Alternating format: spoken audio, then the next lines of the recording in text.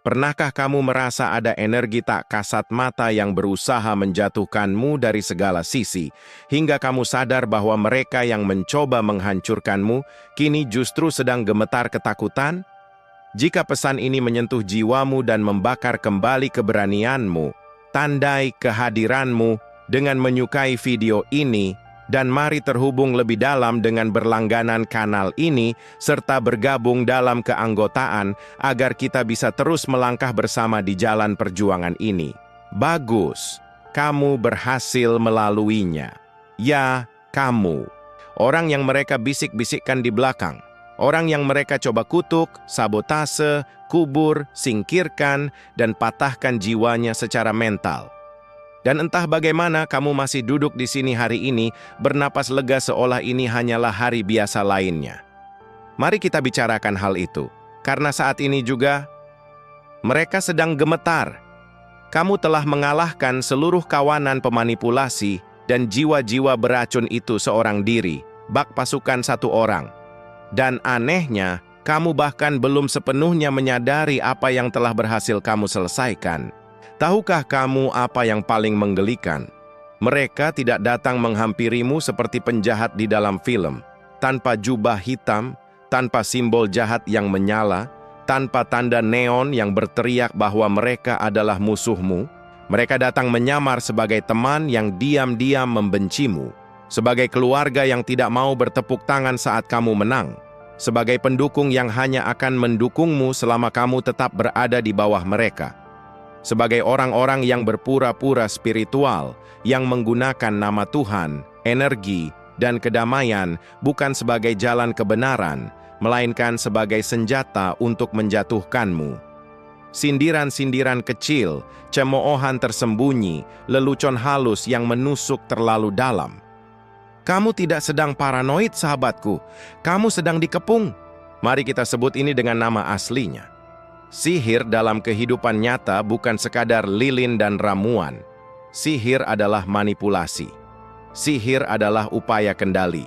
Itu adalah usaha orang-orang untuk membengkokkan kenyataanmu agar kamu merasa kerdil, agar kamu tidak melangkah, agar kamu tidak bertumbuh, dan agar kamu tetap kecil. Sebab pertumbuhanmu mengancam ilusi kekuasaan yang selama ini mereka banggakan. Dan kamu, pada awalnya kamu adalah sasaran yang sangat sempurna. Kamu memiliki hati yang tulus. Kamu memiliki empati. Kamu mendambakan kedamaian. Kamu ingin semua orang baik-baik saja. Itulah keunikan orang-orang sepertimu. Kamu hadir dengan tangan terbuka, namun mereka yang berjiwa kotor melihat tangan terbukamu sebagai sasaran empuk untuk dihantam. Izinkan aku bertanya kepadamu, berapa kali kamu merasa gila hanya karena menyadari ada perubahan dalam dinamika hubungan itu?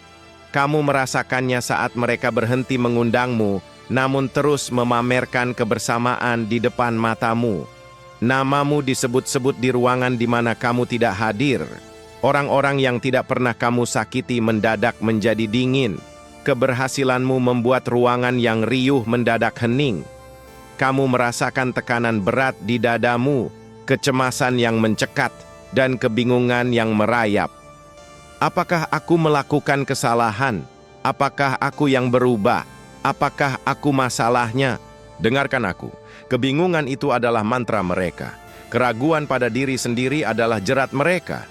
Rasa bersalah berlebih yang terus mereka jejalkan kepadamu adalah sihir kendali mereka.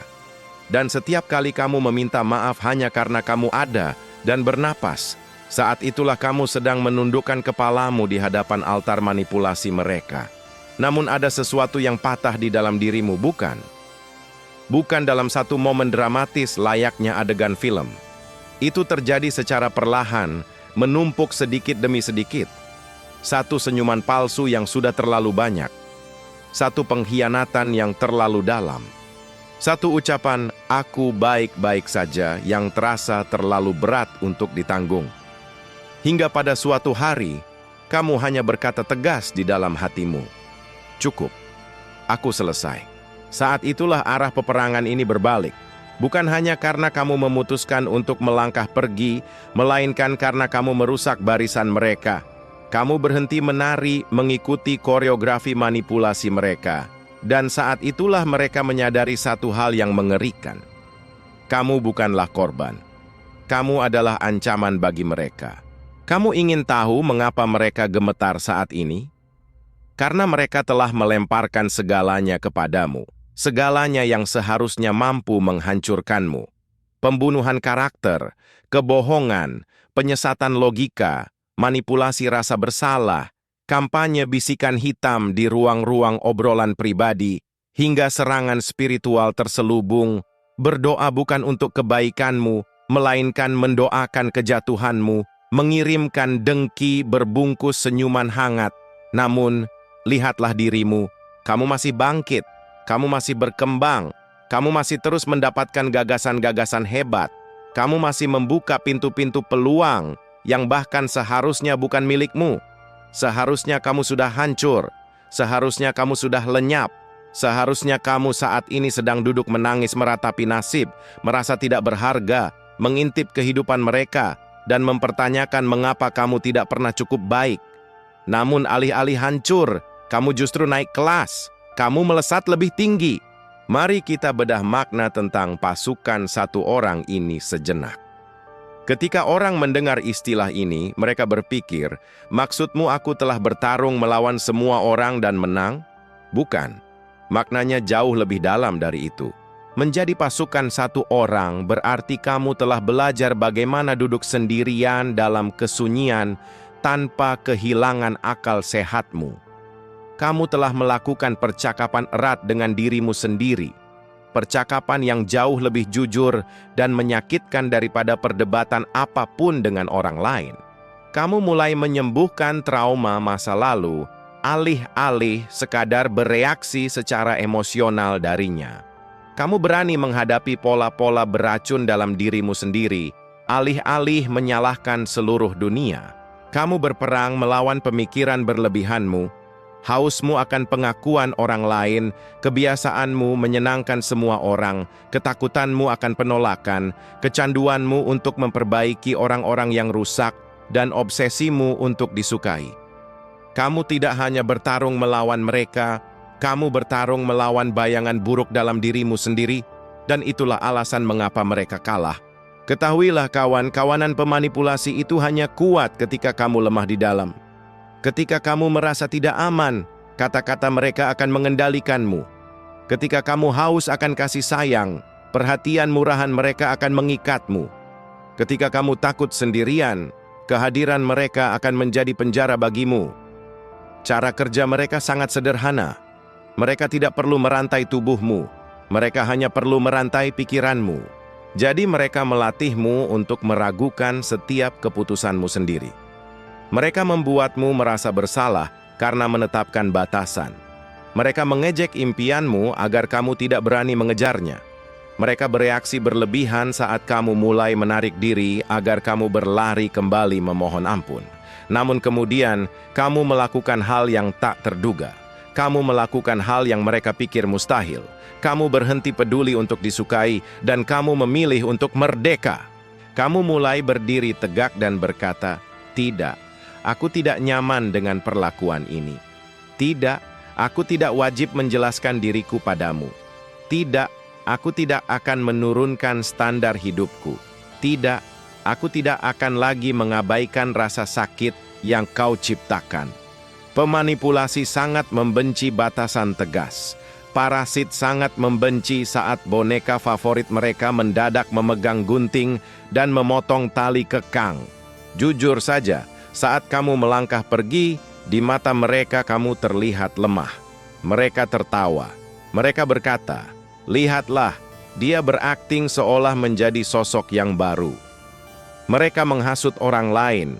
Dia sudah berubah, dia palsu. Dia merasa lebih baik dari kita semua. Tentu saja mereka berkata demikian, karena kamu telah berhenti menjadi keset kaki tempat mereka menginjakkan kotoran. Begitu kamu berhenti bisa dimanfaatkan, mendadak kamu dituduh sombong. Namun apa yang tidak mereka sadari adalah ini. Kamu melangkah pergi bukan dalam kekalahan. Kamu melangkah pergi dengan mengenakan zirah besi. Ada kekuatan maha dahsyat dalam diam. Ada kekuatan luar biasa saat kamu keluar dari grup obrolan tanpa drama. Ada martabat tinggi saat kamu memilih tidak membalas, tidak membuat status sindiran, dan tidak membuang energi membeberkan kebenaranmu kepada orang-orang yang memang bertekad untuk menyalahartikanmu. Tahukah kamu betapa menakutkannya dirimu saat kamu berhasil menguasai seni berdiam diri? Tahukah kamu betapa berbahayanya dirimu ketika kamu berhenti membuktikan apapun kepada siapapun dan membiarkan hidupmu sendiri yang berbicara? Itulah energi pasukan satu orang. Tanpa bantuan, tanpa sorak penonton, hanya kamu, pikiranmu, jiwamu, dan misimu. Namun izinkan aku membawamu lebih dalam lagi. Renungkan kembali semua momen ketika kamu hampir menyerah dan kembali. Saat kamu hampir mengirim pesan pada mereka. Saat kamu hampir meminta maaf hanya karena kamu mempertahankan harga dirimu. Saat kamu hampir mengecilkan pencapaianmu hanya agar mereka tidak merasa tersaingi. Saat kamu berpura-pura tidak melihat kebusukan yang jelas-jelas ada di depan matamu. Pecah belah batin itulah perang spiritual yang sesungguhnya. Sebagian dari dirimu tahu, jika aku kembali, aku akan merasa aman secara biasa, namun jiwaku akan mati di dalam. Maka kamu memilih untuk tetap bertahan di luar meskipun itu menyakitkan. Kamu memilih tetap kokoh meskipun kesepian melingkupimu. Kamu memilih kedamaian daripada kenyamanan yang beracun. Apakah kamu paham betapa kuatnya keputusan itu? Kebanyakan orang akan berlari kembali memeluk rantai mereka hanya karena mereka tidak tahan dengan suara kesunyian. Namun kamu bersedia duduk bersama kesunyian itu. Kamu duduk bersama kekosongan itu. Kamu duduk bersama kebingungan itu. Kamu duduk bersama rasa marah yang membakar. Dan di tengah-tengah kesendirian itu pikiranmu mulai jernih. Kamu mulai melihat pola-polanya dengan sangat jelas. Setiap kali hal baik terjadi dalam hidupku, orang itu mendadak menarik diri. Setiap kali aku menetapkan batasan, orang itu berpura-pura menjadi korban. Setiap kali aku menunjukkan kerentanan hatiku, mereka menggunakannya sebagai belati untuk menyerangku dalam perdebatan di lain hari.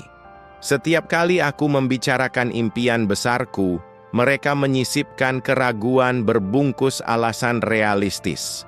Seketika, apa yang dulu kamu kira sebagai kasih sayang, kini terlihat jelas sebagai upaya kendali. Kamu bertransformasi dari pertanyaan, mengapa mereka tidak mencintaiku? Menjadi pertanyaan yang membebaskan, mengapa dulu aku menganggap perlakuan beracun itu sebagai cinta? Saat itulah mantra mereka retak. Dan begitu sebuah mantra hancur, ia tidak akan pernah bisa mengikatmu dengan cara yang sama lagi. Kamu mulai melakukan hal-hal yang membuat mereka bergidik ketakutan. Memblokir nomor tanpa perlu menulis karangan panjang, membisu orang-orang yang diam-diam menyebarkan keburukan agar kamu bisa fokus menyembuhkan diri daripada membenci, berkata tidak tanpa penjelasan berbelit-belit, dan membiarkan pesan mereka terbaca tanpa balasan saat mereka berusaha memancingmu kembali ke dalam kekacauan. Kamu mulai menjaga energimu seolah-olah hidupmu bergantung padanya, karena memang begitulah kenyataannya dan mereka merasakannya. Mendadak mereka bingung, mengapa dia menjadi sangat jauh, mengapa dia tidak bereaksi lagi, mengapa kali ini dia tidak berusaha memperbaiki hubungan ini? Karena kamu akhirnya sadar, kamu bukanlah seorang terapis bagi mereka. Kamu bukanlah pusat rehabilitasi moral. Kamu bukanlah samsak emosional. Kamu bukanlah tempat bakti sosial bagi orang-orang rusak yang menolak untuk berubah. Kamu adalah badai yang dulu berpura-pura mereka remehkan. Inilah kebenaran yang tidak akan pernah mereka akui secara terbuka. Mereka tidak hanya ingin kamu tetap kecil, mereka ingin kamu bergantung sepenuhnya pada mereka. Mereka ingin kamu berlari pada mereka untuk meminta pembenaran, meminta nasihat, bergantung secara emosional, finansial, dan spiritual. Mereka ingin kamu memandang mereka seolah-olah mereka adalah juru selamatmu. Lalu, kamu mulai berdiri di atas kakimu sendiri. Kamu menjadi semakin kuat. Kamu mempelajari hal-hal baru. Kamu membuat kemajuan pesat. Kamu menumbuhkan keberanian, menumbuhkan suara, dan menetapkan standar tinggi dalam hidupmu. Mereka menjadi takut. Sebab tiba-tiba kamu tidak lagi bertanya, "Apa pendapatmu tentang diriku?" Melainkan kamu bertanya, "Apa penilaianku tentang diriku sendiri?" Itulah musuh terbesar dari segala bentuk manipulasi, kesadaran diri. Kamu tidak mengalahkan kawanan pemanipulasi itu dengan melemparkan kutukan balik. Kamu tidak perlu menyalakan ratusan lilin, merapalkan mantra dalam 7 bahasa, atau menyebarkan kebencian balas dendam. Kekuatanmu tidak terletak pada pembalasan. Kamu mengalahkan mereka dengan melakukan satu hal yang paling tidak pernah mereka duga. Kamu sembuh. Kamu memaafkan, bukan untuk membiarkan mereka masuk kembali, melainkan agar mereka tidak lagi tinggal gratis di dalam kepalamu. Kamu berani menyelami sisi gelap dirimu. Kamu menghadapi luka-luka masa kecilmu. Kamu mulai menyadari apa yang memicu emosimu dan mengapa hal itu terjadi. Kamu mengubah rasa sakitmu menjadi data perjuangan. Kamu mengubah air matamu menjadi strategi kebangkitan. Kamu mengubah kesendirianmu menjadi proses penemuan jati diri. Dan ketika kamu sembuh, umpan-umpan lama mereka tidak akan pernah bisa menyangkut lagi. Mereka mencoba trik yang sama, rasa bersalah, rasa malu, aksi mendiamkan, permainan cemburu, hingga drama pihak ketiga. Dan untuk pertama kali dalam hidupmu, kamu tidak merasakan apa-apa. Tidak ada tarikan, tidak ada kepanikan, tidak ada hasrat untuk memperbaiki. Yang ada hanyalah kejelasan pikiran. Itulah mengapa mereka gemetar. Because versi dirimu yang dulu mereka kenal telah mati. Versi yang terlalu banyak menjelaskan, terlalu banyak memberi, bertahan terlalu lama, mendengar terlalu banyak, dan mencintai terlalu dalam orang-orang yang tidak menghormatimu. Kamu telah membunuh versi itu secara perlahan, menyakitkan, dan penuh kesadaran. Dan di tempat versi lama itu, kamu membangun sosok yang sungguh mengerikan bagi mereka. Sosok yang mampu duduk tenang dalam kesendirian. Sosok yang siap kehilangan orang lain daripada kehilangan dirinya sendiri. Sosok yang berani berdiri dan meninggalkan meja ketika rasa hormat tidak lagi disajikan. Sosok yang selalu memilih ketenangan jiwa di atas drama murah setiap saat. Tahukah kamu betapa sulitnya mengendalikan orang seperti itu? Tepat sekali. Sangat mustahil. Mari kita bicarakan tentang kekuatan sejati sejenak. Kekuatan sejati bukanlah teriakan keras, pamer pencapaian, status pembalasan, atau kutipan sindiran yang ditujukan pada mereka. Kekuatan sejati adalah ketika jiwamu begitu selaras, begitu terpatri, dan begitu terhubung dengan siapa dirimu sebenarnya hingga mereka kehilangan akses total terhadap emosimu. Ketika mereka tidak lagi bisa memicu amarahmu seperti dulu, ketika mereka tidak bisa memprediksi reaksimu, ketika mereka tidak bisa lagi menyeretmu ke dalam perdebatan, mereka mulai panik. Jika aku tidak bisa mengendalikanmu, maka aku harus menghancurkan cara orang lain memandangmu. Maka mereka mulai merekayasa cerita.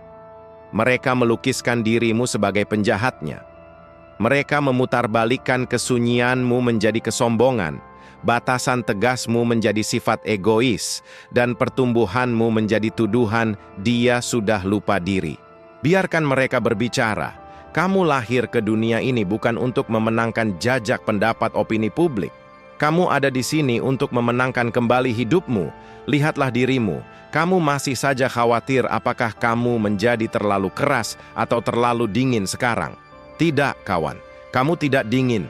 Kamu hanya tidak lagi mengizinkan pelecehan spiritual, emosional, atau mental dibungkus dengan kemasan indah. Kamu tidak lagi tertipu oleh ucapan, "Aku kan cuma bercanda." Kamu terlalu sensitif. Mengapa kamu membahas masa lalu lagi? Kamu gila, itu tidak pernah terjadi. Atau, Kita ini keluarga, kamu harus memaafkan. Kamu ingat apa yang pernah diucapkan. Kamu ingat bagaimana rasanya saat itu. Kamu ingat bagaimana mereka bersikap ketika kamu berada di titik terendah dalam hidupmu.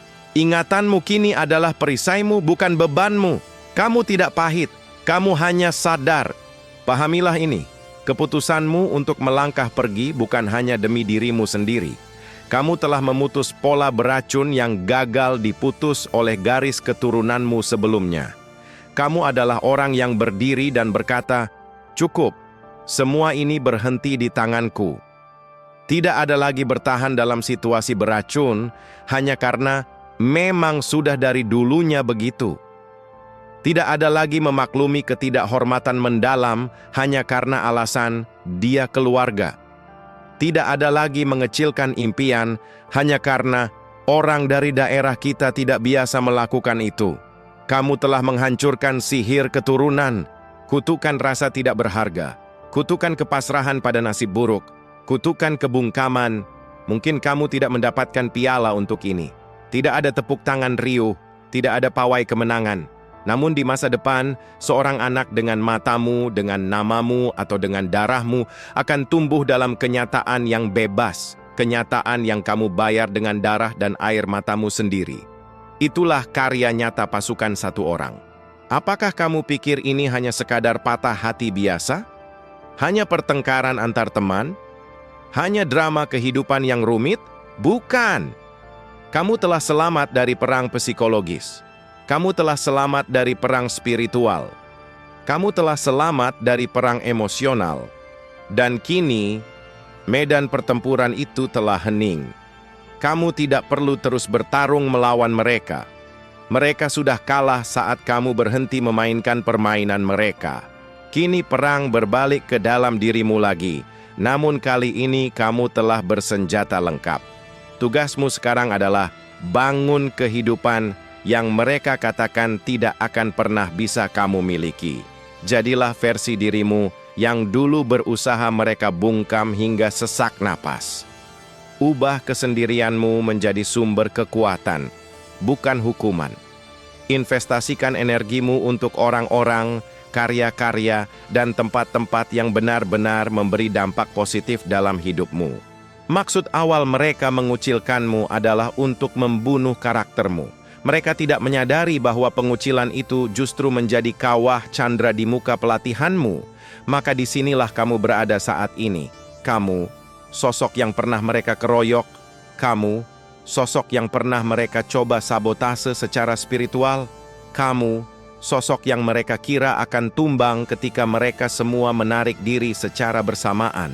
Namun alih-alih tumbang, kamu bertransformasi menjadi sesuatu yang tidak pernah mereka perhitungkan. Sosok yang mandiri secara utuh. Kamu belajar memberi motivasi pada dirimu sendiri. Kamu belajar memungut serpihan dirimu dan bangkit kembali. Kamu belajar menjadi penopangmu sendiri, pemandu sorakmu sendiri, dan jaring pengamanmu sendiri.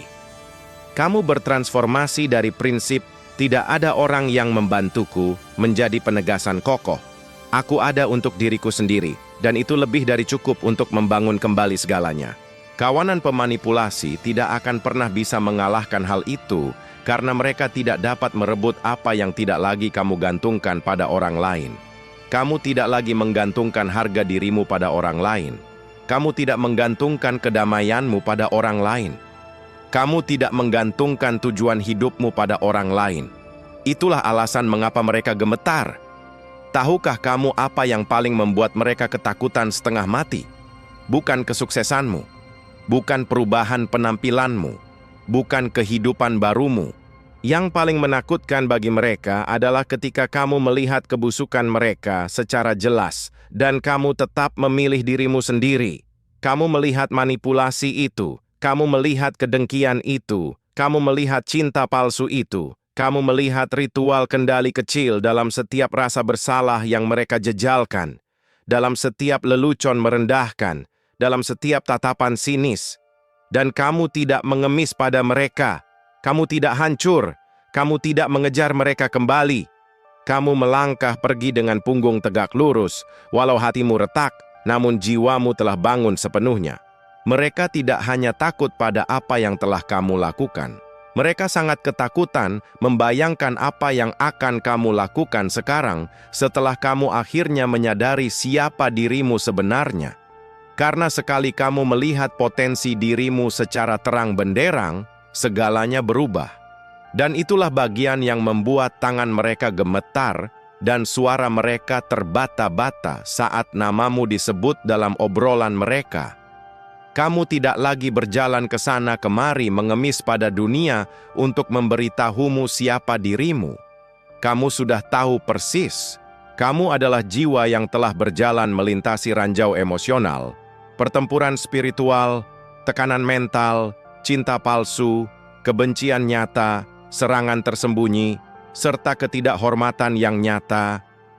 Namun alih-alih berubah menjadi monster seperti mereka, kamu mengeraskan dirimu secukupnya untuk melindungi jiwamu dan tetap mempertahankan kemanusiaanmu secukupnya untuk tetap memiliki kasih sayang.